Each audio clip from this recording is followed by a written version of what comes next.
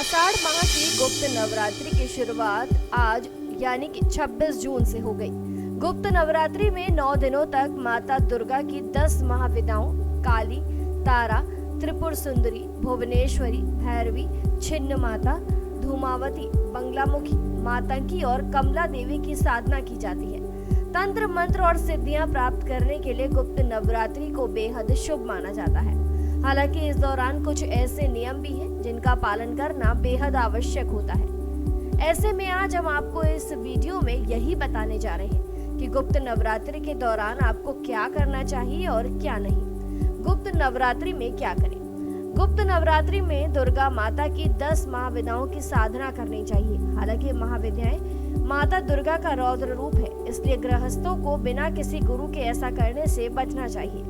जो लोग तंत्र मंत्र की विधाओं से पारंगत हैं और सांसारिक मोह माया से परे हैं, उनको साधना करके शुभ फलों की प्राप्ति होती है।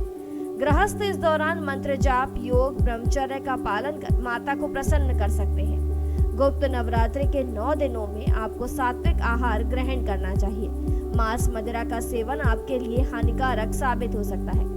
गुप्त नवरात्रि के दौरान दुर्गा सप्तशती, अर्गला स्तोत्र, दुर्गा चालीसा आदि का पाठ करने से शुभ फलों की प्राप्ति होती है। राहु, केतु और शनि के प्रभावों को दूर करने के लिए गुप्त नवरात्रि का समय बेहद शुभ माना गया है। इस दौरान इन ग्रहों की शांति के लिए पाठ आप कर सकते हैं। दीपदान, पवित्र नदियों में स्नान और ध्यान करने से भी आप माता दुर्गा को गुप्त नवरात्रि में प्रसन्न कर सकते हैं। गुप्त नवरात्रि के दौरान छोटी कन्याओं को उपहार देकर भी आप माता का आशीर्वाद प्राप्त कर सकते हैं। आइए अब जानते हैं कि गुप्त नवरात्रि के दौरान क्या ना करें। गृहस्थ हो या सांसारिक, सभी लोगों को गुप्त नवरात्रि की अवधि में काम वासना से दूर रहना चाहिए। वासना जनित विचार आप पर हावी ना हो, इसके लिए योग ध्यान आपको करना चाहिए। कुछ लोग बिना सोचे समझे नवरात्रि के दौरान तांत्रिक अनुष्ठान करने लग जाते हैं, लेकिन बिना किसी गुरु के आपको ऐसा नहीं करना चाहिए। इसके परिणाम घातक हो सकते हैं।